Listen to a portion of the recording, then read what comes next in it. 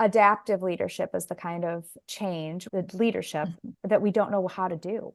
We're really good in the church at calling in experts and technical fixes. Our computer at church went down, and I know that I have somebody who can fix that. But when we look at the way in which our world is changing so very rapidly, and the ways in which we don't know how to respond to that, our structures in the church and out of the church are broken right now. And so those are things we have to learn our way into. And that's what we mean by adaptive, is that we have to learn something in order to change. And so what do we need to learn and what do we need to shift, holding on to some core values and some core identity markers. We're not changing the Bible, but how do we live as people of the Bible all of these years later? I want to ask Edie, you are a pastor, and we know lots and lots of pastors, and I can just hear them saying, that sounds wonderful to be with other people, pursuing the way of Jesus, growing in my emotional maturity. But I would really like for somebody to just flip a switch or make this easy. Talk to the pastor that's tired and maybe even a little cynical. Yeah. And I think that I've been there, and some days I still am, right? Yeah.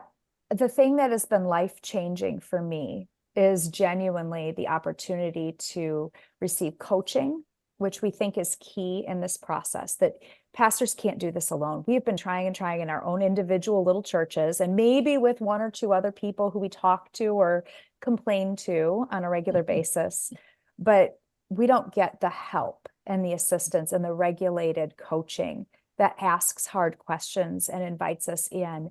The other thing that I think is really different about this process that is life-giving for me is that often we think of change being the responsibility of the pastor or the person who sits in that lead chair. And this process invites a team of people from the congregation to dig deep individually for that individual transformation, and then to come alongside and work together to begin thinking about what do we as the church believe God has called us uniquely to be. So it's all about being really deeply contextualized. What is happening in your place? We don't hand you a notebook that says these are the answers, which is what we all want, right? I'm still waiting for the book that tells me what the answers are.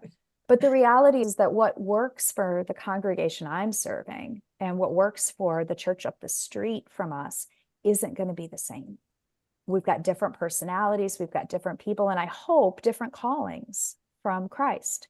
And so part of what I find hopeful about this is that the assumption that we make is that you are the expert in your congregation and that your people are the experts in your context.